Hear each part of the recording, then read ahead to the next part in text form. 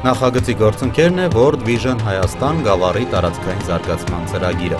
Բարի երեկո, սիրելի հեռուստադիտողներ։ Գեղամա եթերում ես Հայ եմ ուսուցողական նախագիծն է։ Այսօր մեր ծրագրում մենք անդրադառնանք առասպելագիտություն առարկային եւ առասպելներին։ Առասպելը ժողովրդական բանահյուսության հիպերգական ժանրերից մեկն է, որի մեջ կերպնական եւ չափազանցված ձևով արտացոլվել են հնագույն ժողովուրդների կյանքի կարևորագույն դեպքերը, աշխարհի վերաբերյալ մարդկանց պատկերացումներն ու ըմբռնումները։ Մի շարք առասպելների հիմքում ընկած են եղել տվյալ ցեղի ժողովրդի կյանքում տեղի ունեցած իրական դեպքերն ու հերոսները։ Սակայն բնության դեմ մղված պայքարում դեռևս մարդն իր դիցաբանական մտածողությամբ երևույթները բացատրել է որպես աստվածների եւ ոգիների գերբնական ուժի արդյունք։ Հենց այդ պատճառով էլ իրական հիմք ունեցող դեպքերի եւ հերոսների պատմությունը հենց սկզբից եւ ետ ընդունվել է չափազանցված եւ գերբնական բնույթ։ Չնայած դրան, առասպելներն օգնում են որոշակի գաղափար կազմելու հնագույն ժողովուրդների պատմության վերաբերյալ։ Հայտնի են Անթեի, Պրոմեթեսի, Հերկուլեսի, Իկարի մասին հին հունական առասպելները, որոնց մեջ բանաստեղծորեն արտահայտված են հին հույնների մտածողությունը եւ գեղարվեստական ըմբռնումները։ Նույնպիսի գրական հուշարձաններ են Մովսես Խորենացու հայոց պատմություն գրքում պահպանված Հայկ եւ Բել, Արա Գեղեցիկ եւ Շամիրամ, Վահագնի ծնունդը, Տորքանգեղ առասպելները։ Առասպելներից շատերը հետագայում ենթարկվել են գրական մշակման, օրինակ Ղազարոս Աղայանի Տորքանգեղ, Հովանես Հովանիսյանի Վահագնի ծնունդը, Արտավազդը, Նայիրի Զարյանի Արա Գեղեցիկը եւ այլն։ Իսկ այժմ առասպելներ կպատմեն մեր նժդեիկները։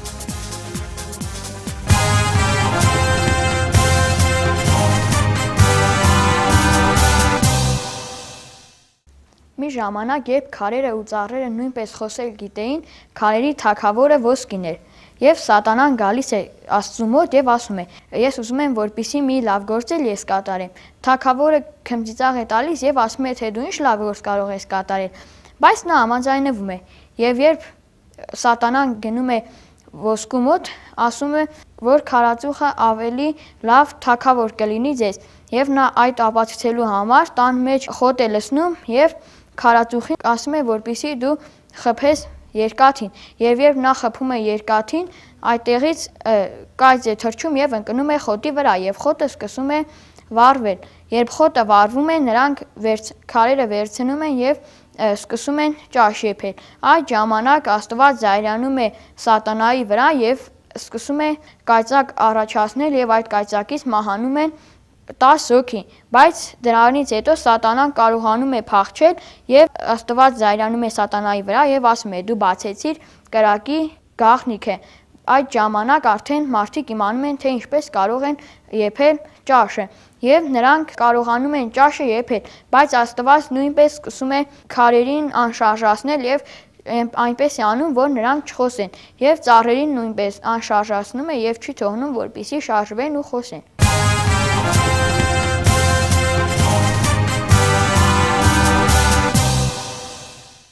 Մեծ արջի համաստեղությունը նաև անվանում են 7 ցանամոր աստղեր։ Ժամանակին 7 ցանամայր են լինում, ունենում են մեկ քավոր։ Ամեն մեկը հույս է դրել է մյուսի վրա, որպեսզի կխնամեն քավորին։ Այդպես մեկը մյուսին վստահելով ոչ մեկը չի պահում քավորին եւ քավորը սովից մահանում է։ Դա Աստված այդ տեսնելով այդ անամոթ արարքը 7 ցանամայրերին դարձնում է 7 աստղեր։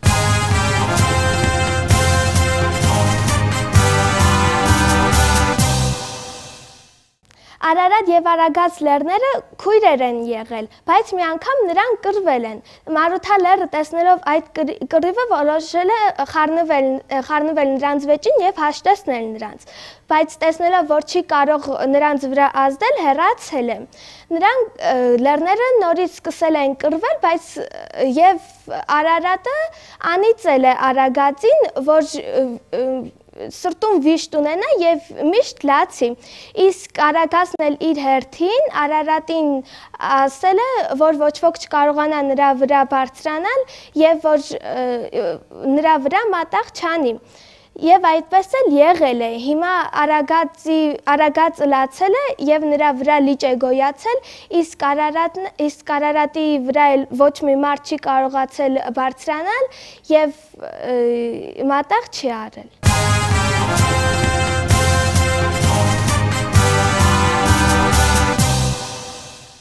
Գարունը բացվելիս մի խեղճ կնոջ դարման պակասում է, անասունները մնում են քաղցած։ Բոլորին խնդրում եմ։ Ճար չի ունենում, գնում է քավորի մարակը հարդ գողանալու։ Գողանում է ճանապարհին, գնում է, քամին խփում է նրա փեշին, դարմանը թափվում է գետին։ Աստված տեսնում է այդ անամոթ արարքը եւ պատժում է այդ սանամորը։ Նրա այդ անամոթ արարքը ցույց է տալիս աշխարհի երեսին։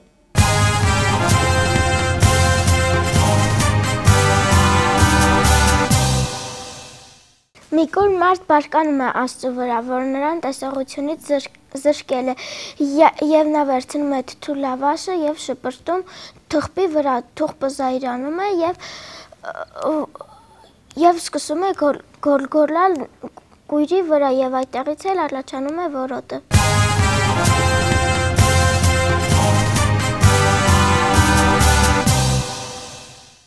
Հայոց լեռները հաղթամտար մուսկա եղբայրներ են եղել։ Ամեն առավոտ արթնանալիս նրանք կապել են իրենց գոտիները, նոր բարևել իրար, բայց երբ որ նրանք ծերանում են, մոռանում են կապել գոտիները եւ հակառակ սովորության առանց գոտիները կապելու բարևում են իրար։ Աստված բարկանալով պատժում է նրանց, դարձնելով լեռներ, իսկ գոտիներին կանաչ դաշտեր։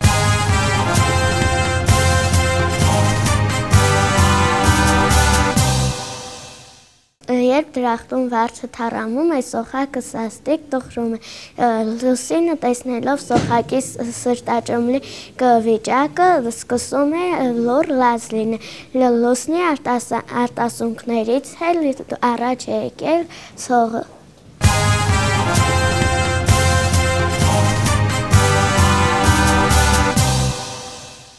Վիշապները մազեր եւ թևեր ունեն, եւ բոլոր օծերի նման անմահ են, եթե նրանց չսպանեն, եւ վիշապները շարունակ մեծանում են, եւ եթե նրանք դառնում են 1000 տարեկան, կարող են ամբողջ աշխարհը կուլ տալ։ Այդ պատճառով վերեշտակները միշտ կռվում են նրանց դեմ, վիրավորում, որպեսզի վիշապները չմեծանան եւ ամբողջ աշխարհը կուլ չտան։ Վերեշտակները վիշապին կապում են եւ երկինք, փոթորկի մեջ գցելով երկինք են բարձրացնում, բայց վիշապը կռվում է վերեշտակների հետ անընդհատ եւ գալարվում է ուրթափում երկրի վրա, հաճախել ջուր է փչում երկրի վրա։ Հրեշտակները կապելով բարձրացնում են դեպի երկինք եւ արևի կիզիչ ճառագայթները մոխիր են դարձնում վիշապին։ Հաճախել վիշապի պոչը կտրվում մտնում է երկրի վրա, կամ հրեշտակները վիշապին երկինք բարձրացնելով այնտեղից գցում են ցածը եւ վիշապը ընկնելով սարերի ու ձորերի վրա փշուր է լինում։ Այդ ամպրոպի ժամանակ ամպերի վիթխարի երեղեն շերտերը դա վիշապի երեղեն մարմինն են։ Կայծակը հրեշտակների ճիպոտն ու գավազանը, որով հրեշին ծեծում էին, իսկ որոտը դա վիշապի ձայն է։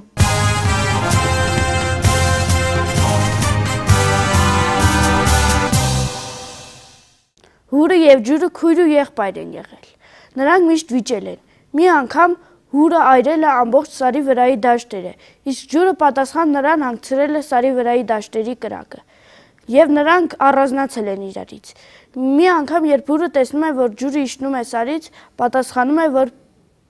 գա նստի տաքանա, իսկ ջուրը նրան ասում է, որ չի տաքանա, այլ թող կրակը իրենից խմի, որ մի քիչ հովանա։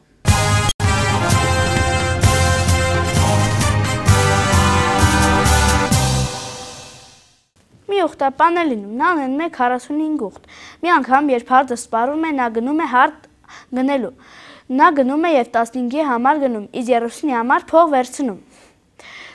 Հաջորդ անգամ, երբ հարդը կրկին սպառվում է, նա անարմար է զգում գնալ եւ կրկին փող վերցնել եւ այդ անգամ նա գնում է գողանում է։ Այդ պահին սաստիկ քամի է բարձրանում եւ խոտը թափվում է ամբողջ երկնքով մեկ եւ այդ օրվանից մինչեւ օրս էլ մնում է։ Ես հայ եմ։ Սովորում ենք երգել բաժնում, այսօր մենք ձեզ հետ միասին կընտրենք հայկական ժողովրդական մի գեղեցիկ երգ՝ Մշեցի մոր երգը։ Այժմ լսենք երգի ձայնագրությունը, ապա երկուսույցի օգնությամբ կփորձենք սովորել եւ երգել այն։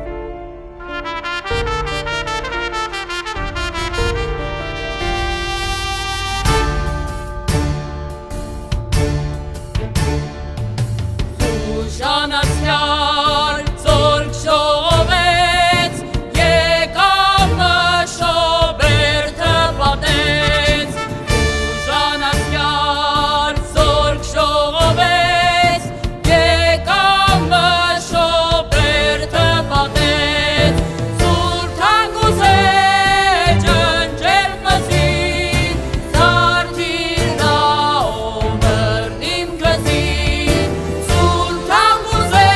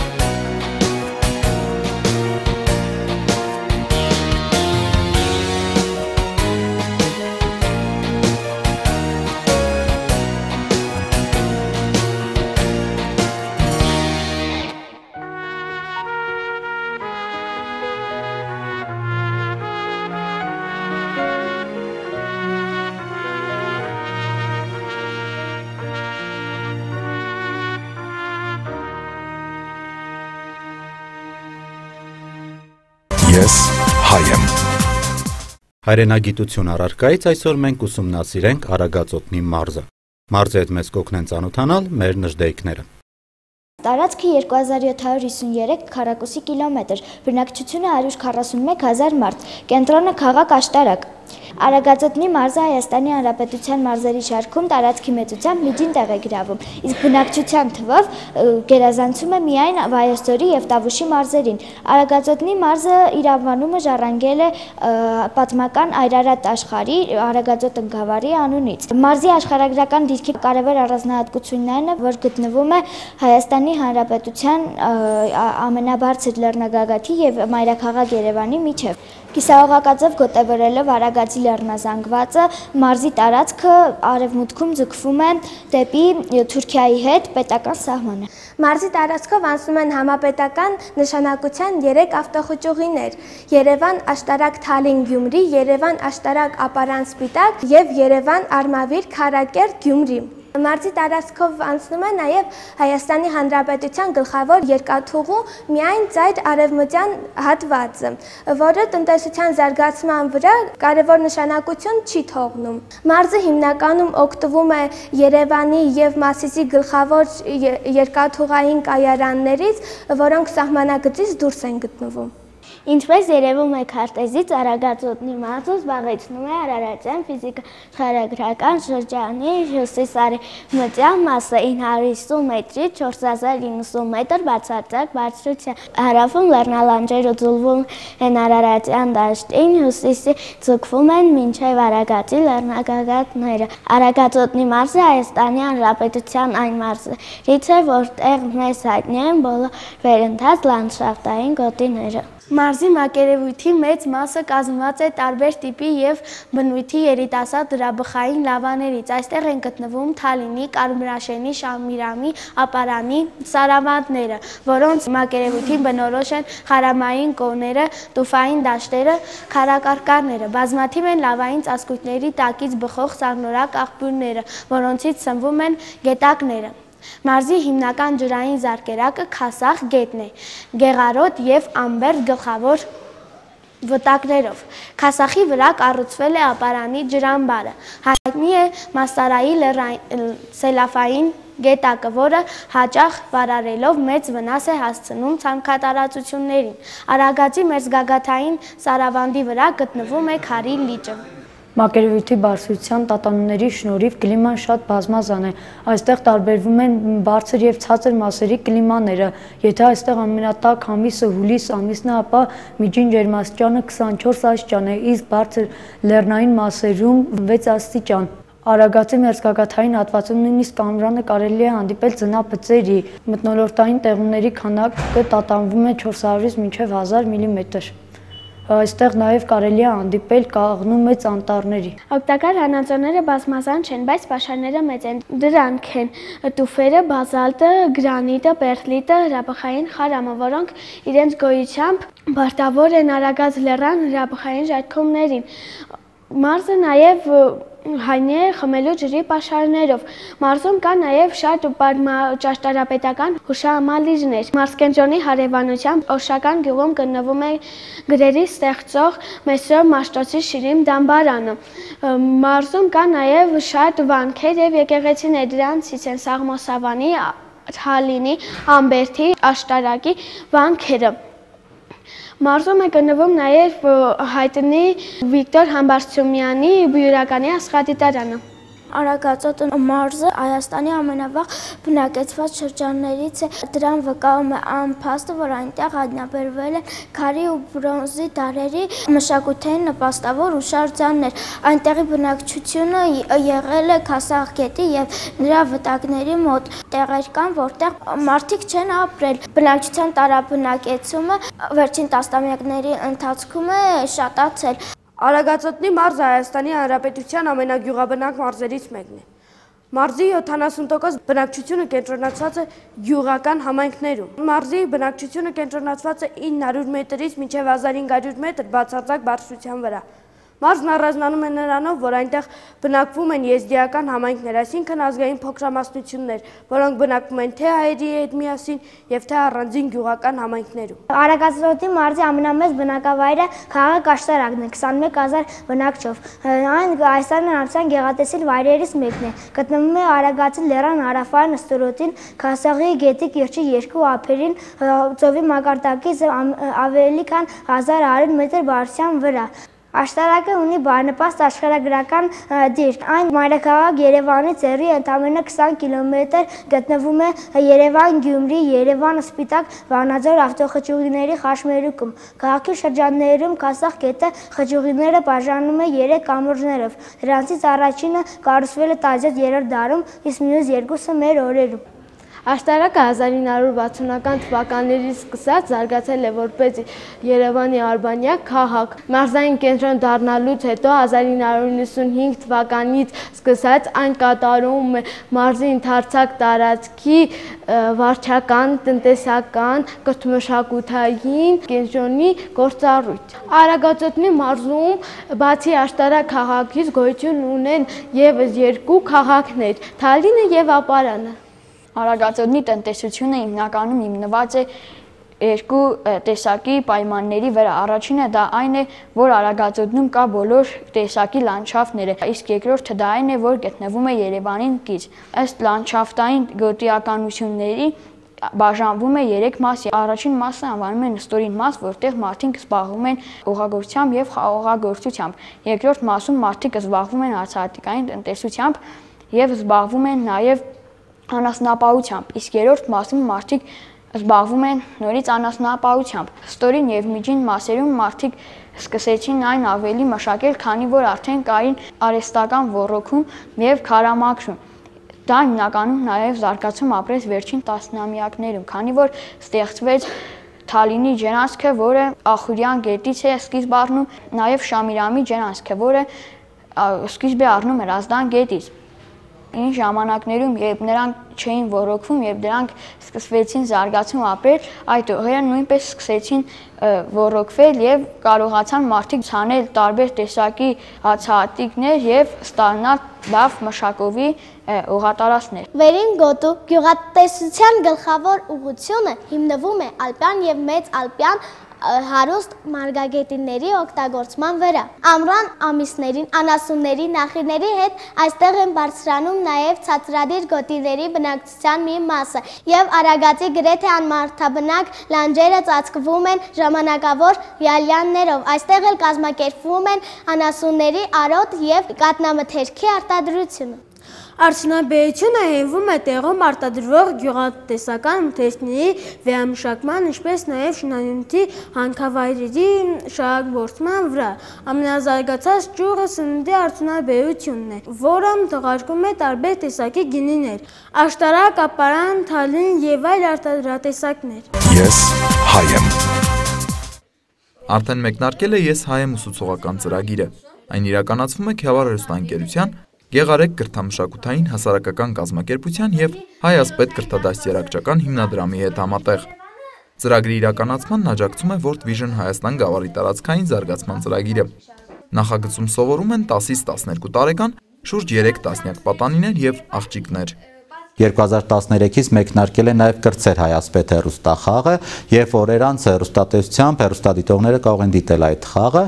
որին մասնակցում են 4-ից 5-րդ դասարանի աշակերտները եւ մենք հատուկ թույլտվություն ենք ստացել, հատուկ իրավունք ենք ստացել, որպեսզի մեր դասակներում սովորող 4-5-րդ դասարանի աշակերտներից ձևավորենք մեկ խումբ եւ ապրիլին մասնակցելու ենք Հայ ասպետ հեռուստախաղին։ Բնականաբար այստեղ դասավանդվող առարկաներին ավելացել է նաեւ